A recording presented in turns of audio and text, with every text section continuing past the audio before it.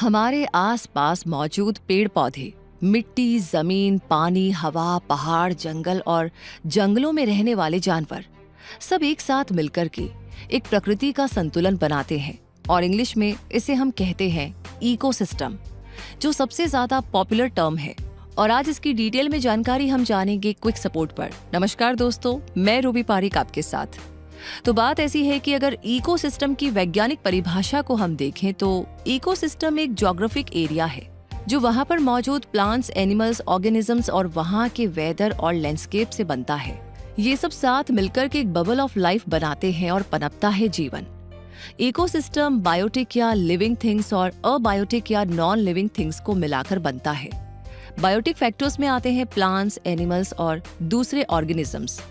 वहीं abiotic factors में पत्थर, मिट्टी, पानी, टेम्परेचर और ह्यूमिडिटी आदि गिने जाते हैं। इकोसिस्टम ये शब्द या टर्म सबसे पहले कॉइन किया था इकोलॉजिस्ट अर्थर टेंसली ने साल 1935 में।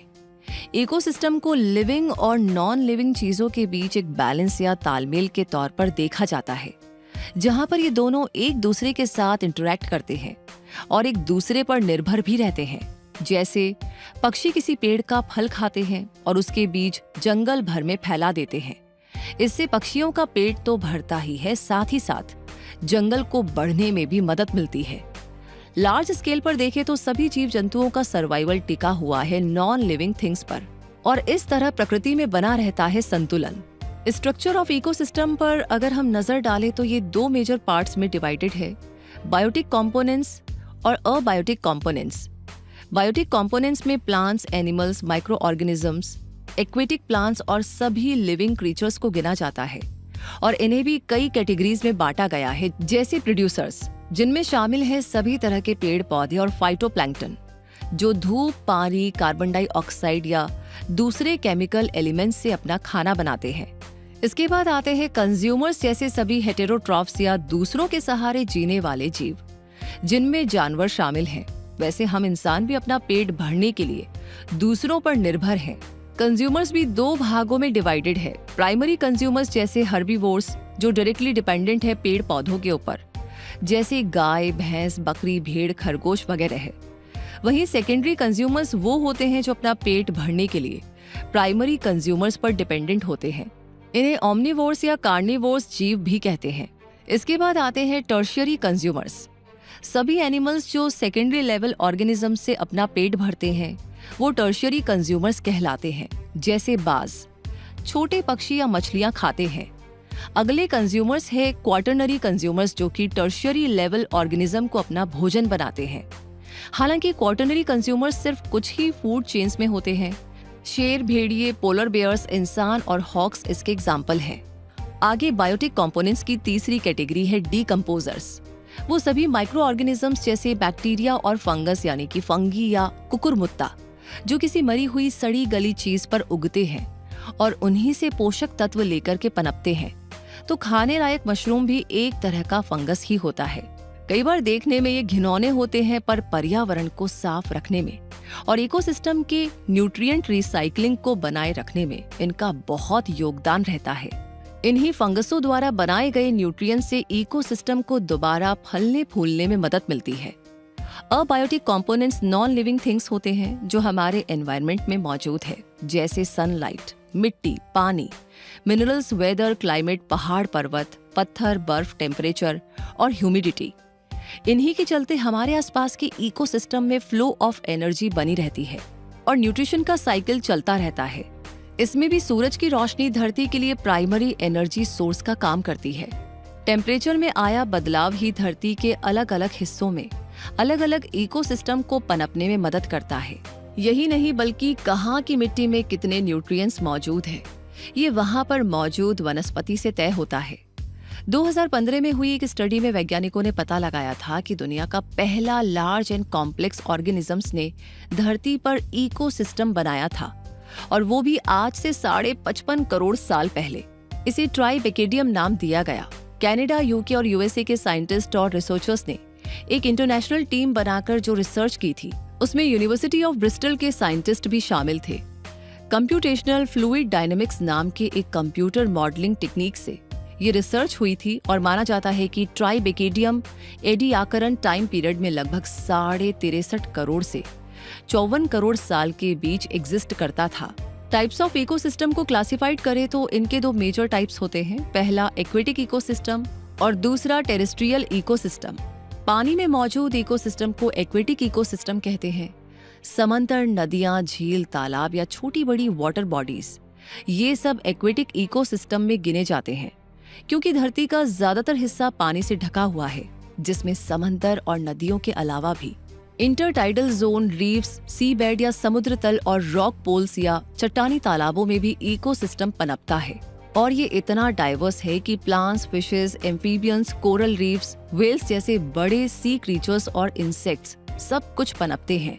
तो धरती पे एक्वेटिक बायोम ही सबसे लार्जेस्ट है और धरती का लगभग 75% एरिया एक्वेटिक इकोसिस्टम से ढका हुआ है। Pacific ocean, Indian ocean, Arctic और अटलांटिक ओशन में ही 5 लाख से ज्यादा एक्वेटिक स्पीशीज मौजूद हैं। एक्वेटिक इकोसिस्टम भी 2 हिस्सों में बटा हुआ है, फ्रेश वाटर इकोसिस्टम और मरीन इकोसिस्टम।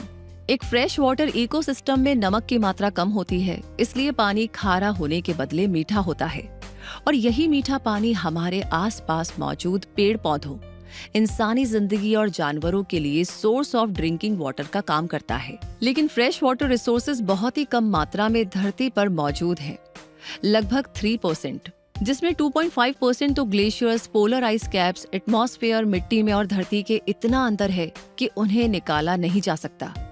अब बचा सिर्फ 0.5% जो कि नदियों, तालाबों या जमीन के नीचे पीने लायक पानी के तौर पर उपलब्ध है। अब वैसे तो हर जीव को जिंदा रहने के लिए पानी की जरूरत पड़ती ही है, पर उनमें भी 1 लाख स्पीशीज फ्रेश वाटर पीते हैं। बारिश के जरिए जमीन से रिसते हुए ये फ्रेश वाटर ग्राउंड वाटर बन जाते हैं और झीलों, नदियों, तालाबों और वेटलैंड्स में जाकर के जमा होते हैं। तो फ्रेश वाटर रिसोर्सेज जैसे नदियां जो कि एक आगे की ओर बहते हुए समंदर में मिलती है, उन्हें लॉटिक फ्रेश वाटर इकोसिस्टम कहते हैं। और लैंटिक इकोसिस्टम वो होता है जो पानी बहता नहीं है, बस एक ही जगह ठहरा रहता है, जैसे तालाब, दलदल, झील वगैरह है। फिर आते हैं वेटलैंड्स, जहाँ पर पानी और जमीन एक दूजे के इतना करीब होते हैं कि वो हाईली प्रोडक्टिव होते हैं।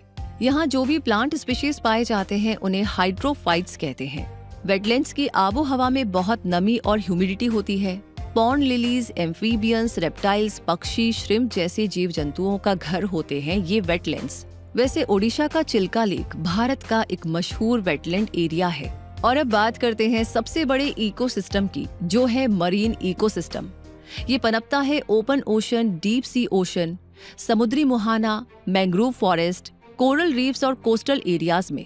इस तरह के इकोसिस्टम में लिविंग फैक्टर्स होते हैं प्लांट्स, एनिमल्स और माइक्रोब्स, और नॉन लिविंग फैक्टर्स होते हैं सनलाइट, पानी में मौजूद ऑक्सीजन और न्यूट्रिएंट्स की मात्रा, जमीन से इनकी दूरी, गहराई और टेम्परेचर। मरीन इकोसिस्टम की डाइवर्सिटी इस बात पर निर्भर करती है कि सी सरफेस से पानी के अंदर सूरज की रोशनी कितनी दूर तक पहुंचती है। जैसे 200 मीटर्स की गहराई तक फाइटोसिंथेटिक एक्टिविटी पॉसिबल है, तो इसी जोन में ज्यादातर समुद्री जीव रहते हैं। इसे यूफोटिक जोन कहते हैं और यहाँ पर समुद्री मछलियाँ, sharks, ray fish, jellyfishes, sea turtles, coral, seals और जूप्लैंक्टन रहते हैं। 200 से 1000 मीटर की गहराई तक होता है डिस्पोटिक जोन। यहाँ octopus, eels, carps, dragon fish और प्लैंक्टन्स के साथ साथ बहुत से जीव रहते हैं। और वहीं आखिर में है एफोटिक जोन, जहाँ पर सूरज की रोशनी पहुंच ही नहीं पाती। और इस जोन में deep sea shrimp, cookie cutter shark, frilled shark, goblin shark, vampire squid, dumbo octopus, giant squid, colossal squid, angler fish और फ्लैट वर्म्स वगैरह रहते हैं। जैसे जैसे समुद्र की गहराई बढ़ती है, पानी ठंडा और कम ऑक्सीजन वाला होता जाता है। तो ऐसे में डिस्पोटिक और एफोटिक जोन में रहने वाले बहुत से जीव जो बड़े मुंह वाले होते हैं, वो कम गहराई से गिरने वाले पोषक तत्वों से अपना काम चलाते हैं। वहीं दूसरे हाइड्रोथर्मल वेंट वाले जीव कीमोसिंथेसिस से एनर्जी लेते हैं। तो अब तक हम एक्वेटिक इकोसिस्टम को ही डिस्कस कर रहे थे, जिसमें फ्रेश वाटर और मरीन इकोसिस्टम्स को उनकी अलग अलग कैटेगरीज के साथ हमने जाना। और अब बारी है टेरेस्ट्रियल इकोसिस्टम की। एक टेरेस्ट्रियल इकोसिस्टम का मतलब होता है जमीनी हिस्से पर पनपा पारितंत्र, जैसे फॉरेस्ट, डेजर्ट, ग्रासलैंड, टुंड्रा और कोस्टल रीजन वाले इकोसिस्टम। ये सभी टेरेस्ट्रियल इकोसिस्टम क्लाइमेट डिपेंडेंट होते हैं। अब टेरेस्ट्रियल इकोसिस्टम की बात करें तो सबसे पहले बात आती है जंगलों की, जो पेड़ों के कई कैनोपी लेयर्स से ढके होते हैं। पेड़ वाले जंगल और ट्रॉपिकल रेन फॉरेस्ट में कुल 300 मिलियन या 30 करोड़ अलग अलग प्लांट और एनिमल स्पीशीज रहते हैं। फॉरेस्ट में भी tropical rain forest, plantation forest और टेम्परेटेड डिसिडुअस फॉरेस्ट में डिवाइड है। पोलर रीजन्स और ट्रॉपिक्स के बीच उगने वाले जंगल, जहां पर ना ज्यादा गर्म और ना ज्यादा ठंड होती है, वहां उगते हैं। अमेज़न रेन फॉरेस्ट की साइज है 60 लाख स्क्वायर किलोमीटर और इसका 60% एरिया ब्राजील को कवर करता है। वहीं Bolivia, Colombia, Ecuador, Guyana, Peru, Suriname, Venezuela और फ्रेंच गुयाना में भी अमेज़न रेन फॉरेस्ट फैला हुआ है। 3 मिलियन या 30 लाख से ज्यादा स्पीशीज का घर है अमेज़न रेन फॉरेस्ट। अगला टेरेस्ट्रियल इकोसिस्टम है तुंद्रा या टुंड्रा। तुंद्रा का एनवायरमेंटल कंडीशन बहुत ही एक्सट्रीम होता है, जैसे पोलर रीजन। यहाँ पर ठंडी हवाएं चलती रहती है। एरिया बर्फ और फ्रोजन डर्ट से ढका रहता है और पेड़ पौधे तो बहुत ही कम दिखाई देते हैं। यही नहीं, बर्फ पिघलने पर छोटे छोटे तालाब बन जाते हैं। तुंद्रा रीजन में शाकाहारी स्तनधारी जैसे लेमिंग्स, वोल्स, कारीबू, आर्कटिक खरगोश और गिलहरियां रहती हैं। वहीं मांसाहारी स्तनधारी प्राणियों में आर्कटिक लोमड़ी, भेड़िए और पोलर बेयर और प्रवासी पक्षी जैसे कौवे, स्नो बंटिंग, बाज, लून, सेंड पाइपर, टर्न, स्नोबर्ड और गल्स दिखाई देते हैं। दुनिया का सबसे बड़ा तुंद्रा रीजन है द स्वाथे तुंद्रा, जो नॉर्थ अमेरिका, अलास्का, उत्तरी कनाडा और ग्रीनलैंड के कुछ हिस्सों तक 50 लाख स्क्वायर किलोमीटर एरिया में फैला हुआ है। आखिरी टेरेस्ट्रियल इकोसिस्टम है रेगिस्तान। ये धरती का सबसे अनप्रोडक्टिव लैंड सरफेस होता है, जहां पर एक्सट्रीम टेम्परेचर चेंजेस देखने को मिलते हैं और यहाँ पर बहुत ही कम स्पीशीज जैसे बर्ड्स, रेप्टाइल्स, मैमल्स और इंसेक्ट्स देखने को मिलते हैं। पेड़ पौधों के तौर पर कैक्टस और कांटेदार झाड़ियां ही देखने को मिलती है। ज्यादातर रेगिस्तानी इलाकों में सालाना 10 इंच ही बारिश होती है। दुनिया का सबसे बड़ा रेगिस्तान है नॉर्थ अफ्रीका का सहारा रेगिस्तान, जो 92 लाख स्क्वायर किलोमीटर एरिया में फैला हुआ है और अल्जीरिया, चाड, मिस्र, लीबिया, माली, मॉरिटानिया, नाइजर, पश्चिमी सहारा, सूडान, दक्षिणी मोरक्को और ट्यूनीशिया जैसे देशों को कवर करता है। वहीं वैज्ञानिक ह्यूमन इकोसिस्टम टर्म भी यूज करते हैं, जिसे ये जानने के लिए इस्तेमाल किया जाता है कि इंसान अपने आसपास मौजूद इकोसिस्टम से कैसे इंटरैक्ट करते हैं। इसमें geography, ecology, technology, economics, politics और हिस्ट्री जैसे सब्जेक्ट और एंगल्स को स्टडी किया जाता है। अब इकोसिस्टम सुनने में तो बड़ा अच्छा लगता है, हरियाली, पेड़ पौधे, जंगली जानवर, पक्षी, तितली और भी बहुत कुछ। लेकिन जब भी हम कभी छुट्टियां मनाने या कहीं पर घूमने जाते हैं तो ये सब कुछ देखकर बड़ा सुकून सा मिलता है ना? लेकिन हम बहुत ही इंटेलिजेंट इंसान अभी डेवलपमेंट यानी कि विकास के नाम पर इतना आगे बढ़ चुके हैं कि अपने आसपास मौजूद इकोसिस्टम के लिए खतरा बन चुके हैं। सबसे बड़ा खतरा है ओवर पॉपुलेशन।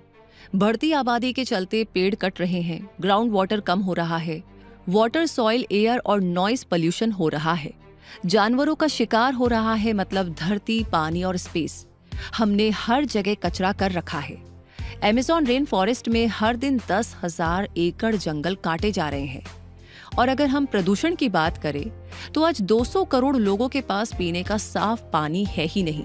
1998 से 2021 तक हवा में एवरेज एनुअल पार्टिकुलेट पोल्यूशन 67% तक बढ़ा है और इंसानी जिंदगी एवरेज तौर पर लगभग 2.5 साल घटी है। और ये डेटा इंडिया का है।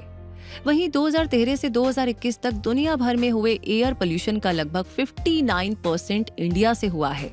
तो IUCN या international union for conservation of nature के अकॉर्डिंग फिलहाल 1,57,100 से अधिक प्रजातियां रेड लिस्ट में हैं, जिनमें 44,000 से ज्यादा प्रजातियां विलुप्त होने की कगार पर हैं। इनमें से भी 41% उभयचर, 37% शार्क और रे fish, 36% reef building coral, 34% conifer, 26% स्तनधारी और 12% पक्षी शामिल हैं। डिफॉरेस्टेशन से बढ़ रहा है कार्बन डाइऑक्साइड और ग्लोबल वार्मिंग। साल 1950 तक हवा में कार्बन डाइऑक्साइड की मात्रा 300 ppm थी, पर करंट मेजरमेंट्स में CO2 यानी कि कार्बन डाइऑक्साइड का लेवल बढ़कर के 400 ppm पार कर चुका है और पिछले 4 लाख सालों में ये सबसे ज्यादा है। क्लाइमेट चेंज के चलते कहीं मॉनसून जल्दी आ रहा है तो कहीं हद से ज्यादा बारिश हो रही है, कहीं बाढ़ का खतरा है तो कई रेगिस्तानी देशों में भी बाढ़ आ रही है। बढ़ते जलस्तर से वेटलैंड्स डूब रहे हैं और आने वाले दिनों में Bangkok, Miami, Venice, Jakarta, Mumbai और कोलकाता जैसे शहरों के डूबने की आशंका है। वैसे ओवरफिशिंग का भी समुद्री इकोसिस्टम पर काफी बुरा असर पड़ता है। मछलियों की साइज, उनकी रिप्रोडक्शन कैपेसिटी और उनके बढ़ने की स्पीड घटने लगी है। मछलियां कम होने से समुद्री कछुए और कोरल रीफ्स जो डायरेक्टली या इनडायरेक्टली इन पर डिपेंडेंट है, उन पे भी काफी असर पड़ता है। Global fishing industry 36,200 crore dollar की है और लाखों लोग इनसे अपना रोजगार चलाते हैं। अगर मरीन इकोसिस्टम विलुप्त होता रहा तो इंसानों के खाने और आजीविका पर बहुत बुरा असर पड़ेगा। उम्मीद करते हैं इस वीडियो से आपने इकोसिस्टम और इसकी इम्पोर्टेंस को करीब से समझ लिया होगा। ये एक बहुत ही वास्ट चैप्टर है जिसके हर सेगमेंट को अलग से एक्सप्लेन करने की जरूरत है। हाँ, लेकिन आपको एक ओवरऑल आइडिया तो मिल ही गया होगा। तो अपनी ओर से छोटी भी हो तो भी इकोसिस्टम को बचाने के लिए कोशिश जरूर कीजिएगा और करते ही रहिएगा, रुकना नहीं है, क्योंकि अभी काफी लंबा टाइम है जो हमें इन्वेस्ट करना है अपने इकोसिस्टम को ठीक करने पर। क्योंकि इस इकोसिस्टम का बैलेंस बिगड़ा है काफी सालों से, तो ये 1 या 2 साल की जर्नी नहीं है। आई थिंक ये काफी लंबी जर्नी होगी और अगर हम कहें कि हमारा लाइफस्टाइल का पार्ट ही हम इसे बना ले तो बहुत ही खूबसूरत बात है। इसी के साथ मिलेंगे जल्दी ही और ऐसे टॉपिक्स के साथ। इस वीडियो के बारे में, इस सब्जेक्ट के बारे में आपकी क्या राय है और आप अपनी तरफ से क्या छोटी कोशिश कर रहे हैं या सोच रहे हैं, हमें जरूर बताएं। इसी के साथ लाइक ऑलरेडी कर दिया है तो शेयर करने में कोई कंजूसी नहीं, बाकी सब्सक्राइब कर लीजिए, बेल आइकन को प्रेस कर दीजिए। मैं रूबी पारिक मिलूंगी आपसे जल्दी ही, तब तक के लिए जुड़े रहिए क्विक सपोर्ट के साथ। हमेशा अपने आप को अपडेट रखिए और हाँ, वीडियोस को शेयर करते हुए लोगों को भी अपडेट करें। धन्यवाद।